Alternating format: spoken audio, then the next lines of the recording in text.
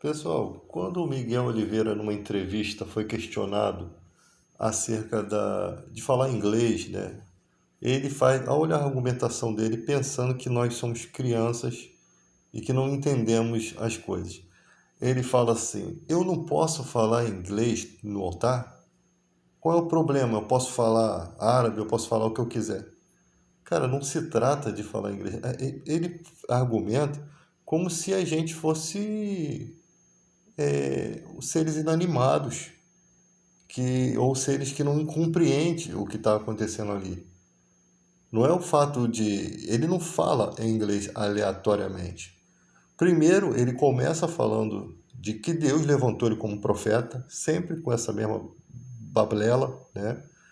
Sempre com essa mesma baboseira. E depois ele começa a fazer aquelas, não só em inglês, mas com umas certas baboseiras que não são línguas estranhas, tá? Não são línguas, pode ser tão estranha que ninguém conhece, mas não são línguas estranhas, não são, são línguas, algumas vezes ele fala algumas palavras e isso desde muitas décadas, muita gente tem feito a mesma coisa, tá? E a gente sempre está reclamando sobre isso, mas chegou um ponto hoje em dia em que chegou no ápice, né? De uma criança se passar por profeta, se dizer profeta e fazer toda essa baboseira que a gente vê aí, né? E isso é gravado e colocado na internet, né? E aí vem um monte de gente para defender esse garoto. E olha o tipo de pessoa que defende. São os mesmos que estão dentro da política, manipulando pessoas. São as mesmas pessoas que estão ali envolvidos com evangélicos que não têm compromisso nenhum com a palavra. É o charlatanismo se protegendo. Simples assim. São pessoas que estão envolvidas ali em um conceito espiritual que todo mundo vê que não tem nada de espiritual, né? E se não tem nada de espiritual, é charlatanismo, com objetivos financeiros. Isso é óbvio, tá? Isso ninguém precisa, não precisa traduzir isso. Isso é o óbvio. E ali você tem o cara que está tentando passar um conceito espiritual, né? Usando uma linguagem, várias linguagens, e às vezes um inglês meio jamaicano, para poder dizer que está recebendo o Espírito Santo ali, um dos dons do Espírito Santo, que é o menor dom, o dom de línguas, que por sinal existe, tá? Não é uma linguagem humana, como as pessoas dizem, porque é muito fácil entender isso. Mas os adventistas gostam de fazer um certo alarido para se dizer diferente, né? Com a questão de guardar o sábado, só a gente que guarda, o resto vai tudo para o inferno. Aí, dom de língua é língua humana. Aí você vai lá para os textos de Paulo, diz que, primeiramente, se é uma língua humana, eu não precisaria orar a Deus para interpretar aquilo. Eu poderia pedir a Deus para mandar um professor, um poliglota, um professor de inglês, ou descer uma cartilha do CCIE, da cultura inglesa, descer sobre a minha cabeça e eu nunca mais ia esquecer esse idioma. O qual Deus mesmo confundiu os idiomas humanos, né? Deus tem um propósito na confusão dos idiomas humanos. Isso tem na Bíblia, essa confusão lá da época da Torre de Babel, Deus separou as línguas, né, humanas. E Paulo diz que aquele que ora em línguas, ele não entende o que está orando.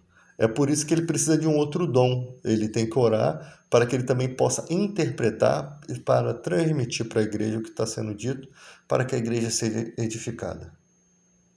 Ele não fala para vir um professor de inglês ou de uma outra língua. E o dom de língua tem um propósito, edificar o seu próprio espírito. Ou seja, é uma capacidade, por mais que seja o menor dom, ele parece ser mais evidente, ele é uma capacidade dada, distribuída por Deus, né?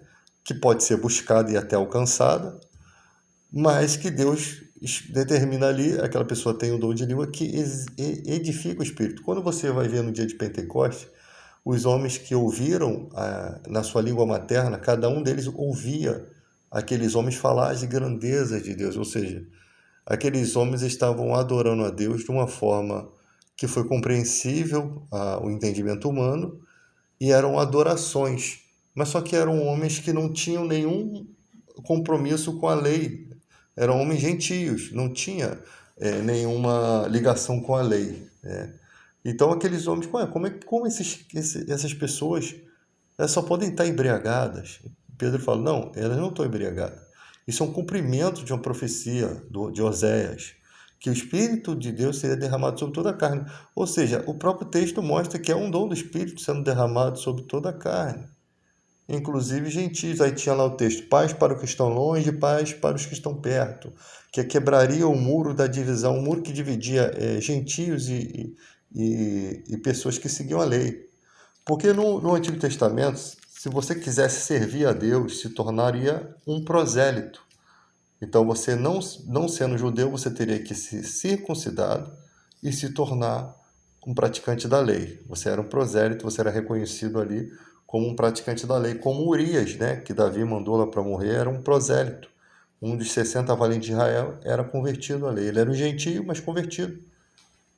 Então, a falta desse entendimento, muitas vezes, faz com que a gente está num país, faz com que muita gente cometa esses equívocos de interpretação.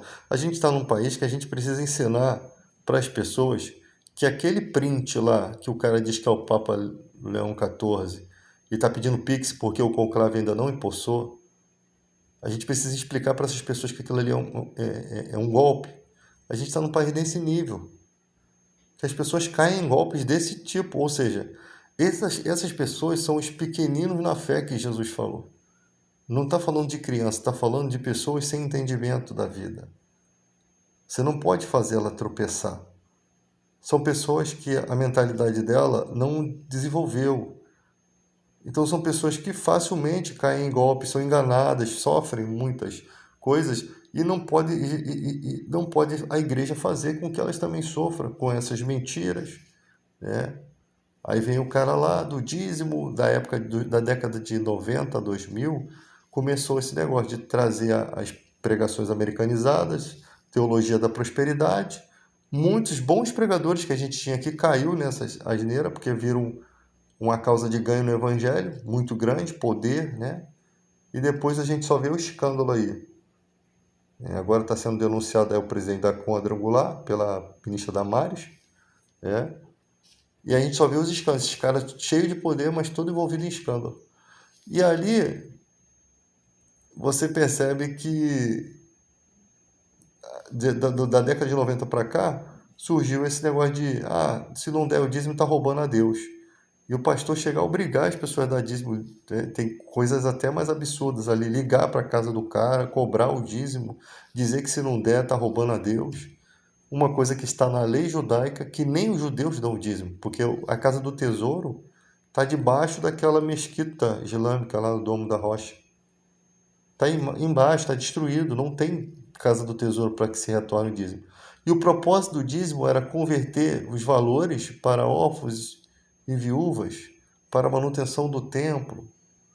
Hoje o propósito é só comprar o carro do pastor, a casa, pagar as suas prestações e botar os filhos do pastor em escola particular. Enquanto quem dá dízimo está estudando o filho na escola pública, está dependendo da saúde pública, porque não tem plano de saúde. Não digo que os pastores não podem ter salário, mas o que eles têm feito para que eles tenham um bom salário? Não digo que um pastor não pode ter um bom carro, uma boa casa, mas o que eles têm feito?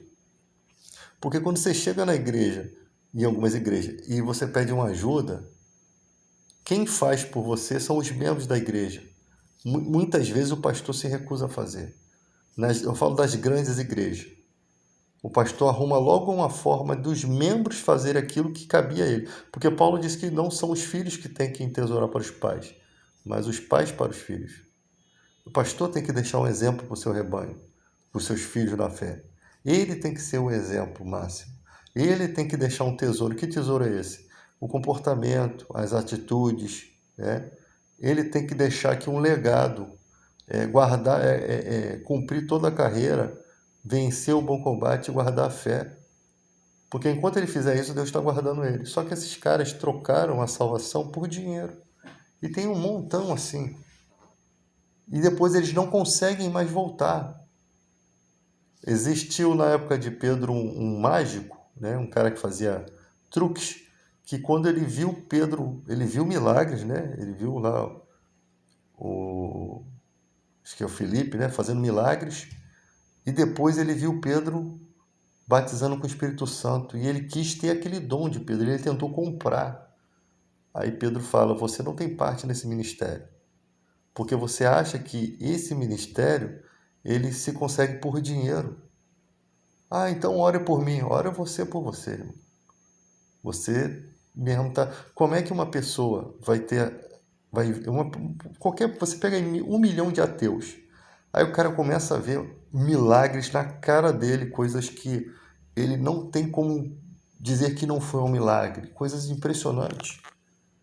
E depois vem um cara batizando com o Espírito Santo, pessoas que ele até conhece, que saberiam, que são tão realistas que não estariam ali mentindo, e o cara achar que pode comprar aquilo com dinheiro. Se tiver 1 milhão de ateus, muitos deles se converteriam e teriam uma espécie de respeito, temor. Ou seja, nesses caras não se encontrou temor, não se encontrou respeito, se encontrou um intuito ganancioso, um objetivo maligno por trás daquele dom que ele queria ter. Ele já devia estar pensando: com esse dom eu consigo ir lá no rei e ganhar um bom dinheiro. Eu consigo ir lá no príncipe tal, no governador tal e ganhar um bom dinheiro. É assim que pensou a mente desse cara. Assim que arquitetou. E, consequentemente, Deus não vai ter. Ele achar que um Deus puro, um Deus piedoso vai ter compromisso com a raça desse tipo. Não tem. É por isso que você vê muitos. Eu não sei que ranca de tem pastores aí que puxam tanto o saco de certos políticos que parece que a política tem alguma coisa guardada contra ele. Que ele tem tanto medo de ser revelado que ele fica ali puxando o saco do cara, porque é como se fosse vivendo de ameaça, né? Porque o nível de puxar saco de puxar saquismo é nível hard. E puxar saco não é um atributo do servo de Deus. De ficar passando pano para sujeira. Pelo contrário, os homens de Deus, eles falam o que tem que falar, eles não têm temor de homem.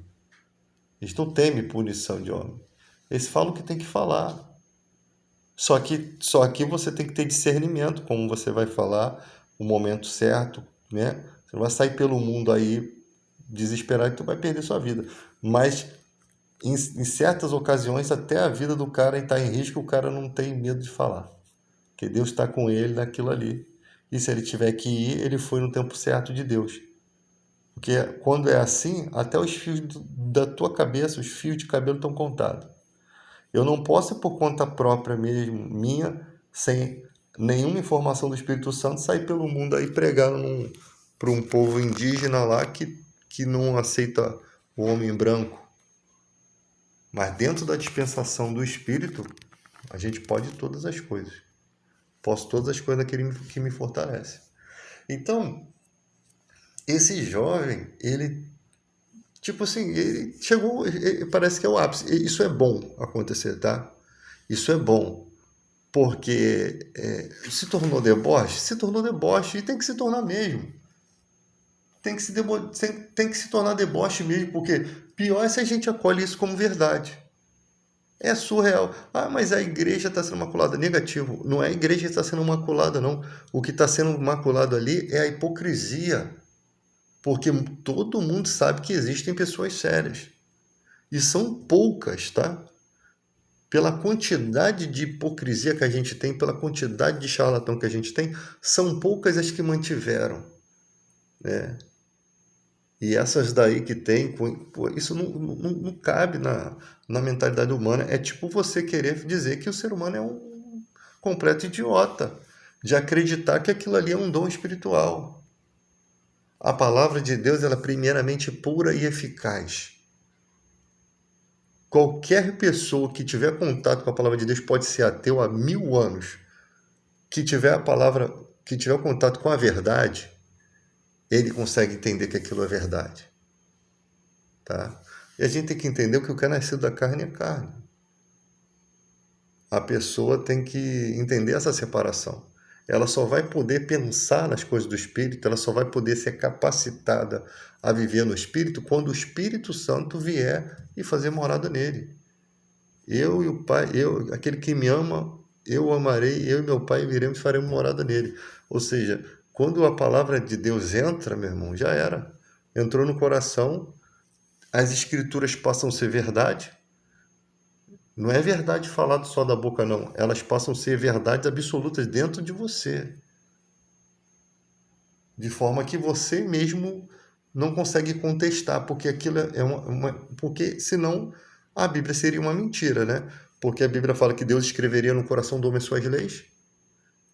E fala também que o mundo não entende as coisas do Espírito. Se o mundo tivesse entendendo o que a gente está falando aqui, seria as próprias escrituras estariam mentindo. Então, o que é nascido da carne é carne. Quando ele passa a receber a iluminação, ele é tirado do império das trevas e transportado para o reino do Filho. Às vezes eu vejo certas meias verdades que o Souto fala. Esses dias o cara falou assim, tá escrito lá que Deus, que Satanás cegou os entendimentos dos incrédulos. Mas ele fica só nesse texto. Se você ficar só nesse pedaço, você não vai entender o texto todo. Satanás cega os entendimentos dos incrédulos com que finalidade? Para que não enxerguem a luz que há em Cristo. Ele não está falando do entendimento humano, não. Porque esse entendimento, você vê gente... na igreja não tem muito de novo nascimento. Não tem muita gente inteligente. Muita gente, assim, super inteligente.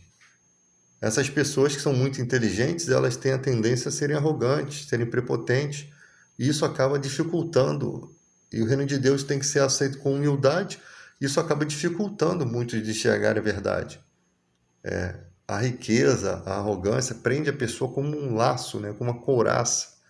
Então ela começa a se encher de conhecimentos e conhecimentos e ela começa a desprezar coisas simples. Porque ela se acha muito acima da média. Então, Satanás cega os entendimentos dos incrédulos para que não enxergue a luz que há em Cristo. E uma das formas de cegar essas pessoas é com esse tipo de comportamento da igreja. Pregando uma mentira, né? Fazendo teatrinho, pagando pessoas para fingir que têm doenças, né? Pagando pessoas para fingir que estão endemoniadas. E aí daqui a pouco se descobre toda aquela falcatrua, mas aí se descobre e fica por isso mesmo. Por quê? Porque não tem uma organização que responde por aquilo. Não tem uma organização máxima, que nem a católica tem uma organização máxima. Eles têm a catequese deles, têm a organização deles. Se um padre fizer uma coisa, ele responde, o Vaticano vai em cima dele. Ele vai responder. Aqui não. Um faz, fecha-se essa porta, mas tem um montão. É tudo desorganizado. Cada um tem um feudo. Então não tem como você responsabilizar todo mundo. A ponto de um pastor que é acusado de certas coisas, a própria igreja não consegue tirar ele. E os membros continuam indo lá, dando dízimo, oferta, protegendo como uma cortina de fumaça. Só que Deus não está mais ali. E o cara que praticou isso hoje pode praticar isso com a tua filha. Se você der bobeira, você vai estar caindo ali no laço. Então, a imaturidade da igreja, esse processo de imaturidade, acaba dificultando na punição, né? E também na restrição de que aconteça novos casos de abusos. Né? E não tem as autoridades políticas não conseguem ter legitimidade. Por quê? Porque dentro da política existem partidos que são voltados ao cristianismo, que vão ali defender o charlatanismo, cara. Isso é um absurdo. Porque são charlatões também. Porque usaram a igreja para se promover. Chegaram ali com a mentalidade pequena da igreja, eles conseguiram os seus votos. E eles querem continuar ali. Eles querem transferir o poder deles para os filhos e para os netos. Se perpetuar como todo político mentiroso que tem. Não estou dizendo que todos são mentirosos, tá? Até porque se fossem todos, não haveria um equilíbrio aqui. Tudo seria uma bagunça. Mas que se a gente for deixando eles se entranharem nas esferas de um país, daqui a pouco a gente está vivendo uma máfia aqui, a gente está vivendo uma carnificina aqui, um regime ditatorial, porque eles começam a se entranhar no poder. enquanto nós estamos na esfera dos argumentos, né, das argumentações, que não é um ou dois defendendo uma floresta a ponto de ser morto, como acontecia lá atrás, né, os caras sozinhos ia lá como um profeta, defendia a floresta e era morto. É isso que acontece, né? Mas quando todo mundo está lutando, aí eles não podem fazer nada com todo mundo, né? Aí só vai em cima daqueles que têm mais evidência, aqueles que estão mais... por isso que eu falo aí, por exemplo, a doutora Shimano, que está lutando contra a escala 6x1. Você acha que a vida dela não corre risco? Você acha que a vida daquelas pessoas que estão ali não corre risco? Você acha quantos empresários tem aí que estão contra aquilo ali? Ainda mais agora que o presidente da República, um sindicalista, deu o aval de que vai vestir a camisa daquilo ali. Está em risco. A família está em risco, né? Por quê? Porque a gente sabe o que o ser humano é capaz aqui no Brasil e aí fora no mundo. A gente sabe como é que funcionam as coisas. Só que chega um ponto que a pessoa está lutando, ela chega a um ponto que ela não tem como retroceder mais, filho. Entendeu? Às vezes você não enxerga as consequências daquela luta. Mas se todo mundo abraçar a causa, eles não podem contra todo mundo. Então, na questão do evangelho aqui, na questão do evangelho aqui no Brasil, será que isso um dia vai acabar? O charlatanismo, será que um dia vai acabar? A gente tem que ensinar, educar as pessoas para que as pessoas não caiam mais nesses golpes. Tá? Então é debate, é discussão, é mostrando. Ela pode não aceitar agora, não entender agora, mas quando ela amadurecer, ela vai entender, caramba, teve gente que se voltou contra os seus próprios, né? Porque isso não é normal. Tem igreja, tem pessoas de religião que não se voltam contra a sua própria religião. Ele se voltou contra os próprios da mesma religião porque ele viu hipocrisia. Porque a nossa Bíblia, ela é exatamente esse acontecimento. Judeus que viveram numa época onde as autoridades judaicas estavam destruindo o compromisso do povo com Deus. Eles não representavam, eram hipócritas, né? Eles eram hipócritas, mataram todos os profetas, as autoridades da época, crucificaram o Filho de Deus e ali pescadores, né, judeus, pescadores se tornaram discípulos, depois apóstolos, e informaram a geração de hoje que as autoridades da época deles estavam corruptas e por isso aconteceu de tudo aquilo ali do Messias vir e eles crucificarem o Messias. Tá? Então, nós recebemos o evangelho dos judeus da época deles, olha só. Quando os judeus vêm questionar a mim, eu falo, meu filho, o seu povo que pregou para o meu, eu sou gentio, o seu povo que transmitiu os pecados, os erros da geração de vocês, da geração dos antepassados de vocês. E no próprio livro deles tem essas consequências lá. O erro de Davi, tem o profeta Malaquias dizendo que o povo estava roubando a Deus porque não dava o dízimo, né? Então, Malaquias, o último livro do Antigo Testamento, ele está brigando com o povo. 470 anos depois de Malaquias, o templo é destruído. Então, foram 400 anos, né, de Malaquias até Mateus, que Deus não enviou profeta, ou se enviou, eles mataram, não sei.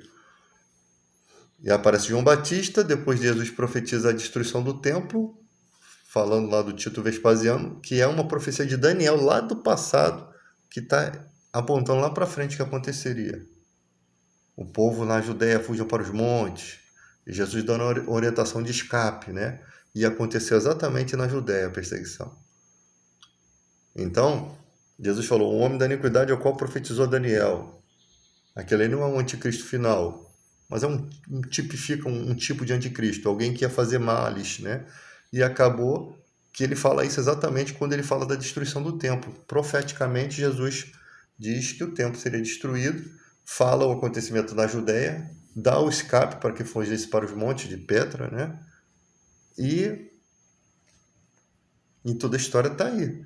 Aí você sai do Novo Testamento e vai para os livros históricos dessa situação da Judéia, existe isso. Existe essa perseguição. Existe a destruição do templo. O templo realmente foi destruído. Então você sai da Bíblia e você vê materialidade dos fatos. Tá? né? E isso daí que às vezes faz o ateu, caraca, realmente tem lógica isso aqui, e o cara ter um respeito, né? Porque aqui a gente é tido, por conta dessas baboseiras todas, a gente é tido como ignorante, como alguém que de fácil manipulação. Só que a gente tem sábios também aqui, temos mestres também aqui, pessoas eloquentes. O Lutero era especialista em hebraico, ele não era qualquer pessoa. Os amigos de Lutero, os crentes alemães, né, os protestantes alemães, os livros deles ensinam nas faculdades judaicas de hoje em dia. Eram especialistas em hebraico. É tipo você ser um professor de inglês brasileiro. Você é um brasileiro que entende tanto do inglês que você é especialista em inglês lá nos Estados Unidos. Você se destaca melhor do que um professor de inglês lá, entende? Isso pode. Isso pode ocorrer, porque isso vai da inteligência da pessoa. Ela não está presa à nação que ela nasceu. Então é isso aí, galera.